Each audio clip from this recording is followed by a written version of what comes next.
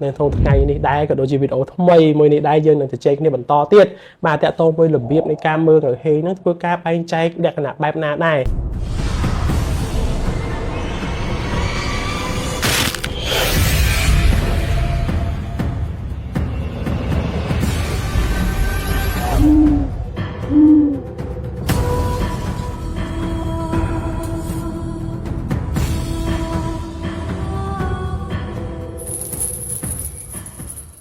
បាទជម្រាបលោកខ្ញុំសួរបងប្អូនទាំងអស់គ្នាស្វាគមន៍មកកាន់កម្មវិធីខ្ញុំដឹងដោយដុកទ័រហុងហ្វុងស៊ុយ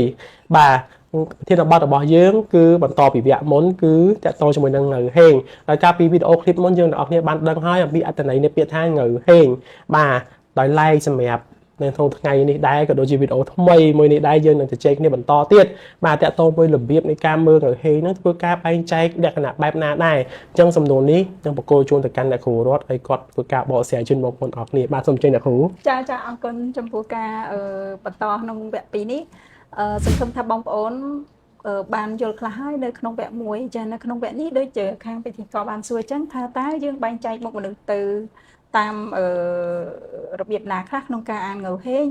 ចាចំពោះមុខមនុស្សយើងគឺយើងបែងចែកចាប់ពីអាយុ1ឆ្នាំរហូតទៅដល់100ឆ្នាំ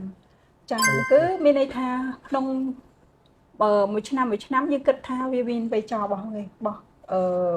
មនុស្សយើងទៅតាមបែងចែកនៅលើមុខនឹងតែម្ដងគឺពីអាយុ1ឆ្នាំទៅ100ឆ្នាំចាអញ្ចឹងក្នុងតំបន់ដែលយើងបែងចែកហ្នឹងយើងបែងចែកជា3ទៀតក្នុង100ឆ្នាំយើងបែងចែកក្នុងតំបន់3គឺថ្ងាសកណ្ដាលមុខហើយនឹងចង្ការតំបន់ចង្ការចាអញ្ចឹងក្នុងតំបន់មួយហ្នឹងគឺវាបញ្ជាក់ច្បាស់លាស់ពីឧទាហរណ៍ថាថ្ងាសហ្នឹងតំណាងអ្វីចំោះតំបន់ចំោះហ្នឹងគឺតំណាងអ្វីចំណុចផ្នែកខាងក្រោមហ្នឹងគឺតំណាងអ្វីចាអញ្ចឹងក្នុងហ្នឹងគឺមានអត្ថន័យយ៉ាងច្បាស់លាស់ដែលអាចអត្ថន័យនេះជូនទៅអ្នកគ្រូវឌ្ឍនាជួយបាទអ្នកគ្រូរដ្ឋពិតជាមានគេហៅថាការបកស្រាយច្បាស់លាស់មែនទែនតាក់ទងមួយចំណុចនេះចឹងអ្នកគ្រូរដ្ឋនាមានអីចង់បន្ថែមពីលើនឹងទៀតអត់តាក់ទងមួយសំណួរមុនហ្នឹងសូមជើញបាទតែមុខរបស់យើងតមូនហ្នឹងគឺយើងចែកចេញជា3ផ្នែកគឺផ្នែកខាងលើតាក់ទងនៃថ្ងាសរបស់យើងហ្នឹងគឺវ័យដែលនៅវ័យកុមារគឺតាក់ទងនឹងសតិបញ្ញាហើយវ័យកណ្ដាលគឺតាក់ទងនៃវ័យដែលយើងប្រតិបត្តិជារៀងរាល់ថ្ងៃដោយការងារយើងចេញទៅធ្វើការងារចេញទៅអីចឹងហើយវ័យដែលមួយទៀតគឺផ្នែកខាងក្រោមគឺតាក់ទងនៃវ័យចាស់ជរាវ័យនៃកូនចៅថាតើយើងពេលដែលចាស់ទៅហ្នឹងគឺជីវភាពរបស់យើងរស់នៅបែបណាយើងមានជីវភាពថាមានកូនមានចៅអីនៅក្បែរអញ្ចឹងណាចាបាទនេះគឺជាសំណួរក៏ដូចជាចម្លើយដែលបងប្អូនជាច្រើនគាត់តែងតែលើកឡើងរបៀបនៃការបែងចែកមើលថាតើងើហេគឺមើលរបៀបមិនអញ្ចឹងពេលទីគឺអ្នកគ្រូទាំងពីរបានបកស្រាយជូនបងប្អូនទាំងអស់គ្នាហើយមានការឧទាហរណ៍បញ្ជាក់ទៀតបាទអ្នកគ្រូតាមស្ដាប់ប្រសាសន៍របស់អ្នកគ្រូទាំងពីរបានលើកឡើងមកហ្នឹងថាផ្ទៃមុខរបស់យើងនេះអាចបង្ហាញពីដំណើរជីវិតចឹងឯអ្នកគ្រូបាទចង់បញ្ជាក់បន្ថែមតិចមើលព្រោះថាហាក់ដូចជាចាប់អារម្មណ៍នៅកន្លែងហ្នឹងណាគ្រូគាត់តែផ្ទៃមុខសោះហ្នឹងយើងអាចដឹងពីដំណើរជីវិតរបស់យើងបានណាគ្រូបាទអ្នកគ្រូបន្ថែមតិចមកបាទតិចគឺថាដែលជាចំណុចសំខាន់របស់វិជាងហេងឬក៏របស់មនុស្សថាសម្រាប់មនុស្សជាទូទៅគេចង់ដឹងថា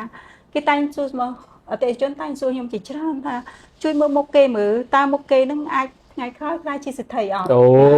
សំណួរ trending ហ្មងគេថាជាចំណុចសំខាន់របស់វិជាងហេងដែលម្នាក់ចង់ដឹងព្រោះ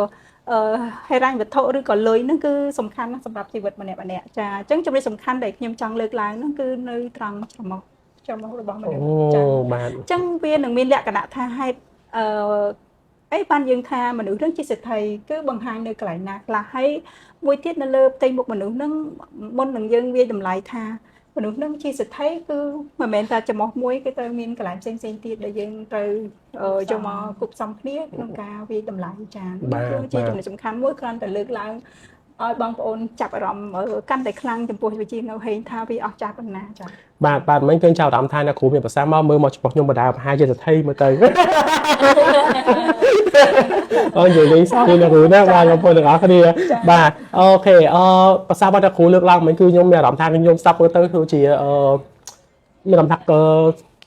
ច្បាស់លាស់ជាមួយនឹងស៊ីជម្រៅអ្នកទាំងអស់គ្នាបាទហើយអ្វីដែលយើងនឹងជួបគ្នានៅវីដេអូក្រោយបន្តទៀតហ្នឹងគឺតាក់ទងជាមួយនឹងការលើកឧទាហរណ៍មកបញ្ជាក់ថាតើមនុស្សយើងនៅហេងដែលល្អទម្រង់មុខបែបណានេះគឺជាអ្វីដែលបងប្អូនទាំងអស់គ្នាតែងតែចង់ដឹងអញ្ចឹងវីដេអូคลิปក្រោយអ្នកគ្រូនឹងបង្ហាញជូនអ្នកទាំងអស់គ្នាពីមនុស្សដែលមាននៅហេងល្អ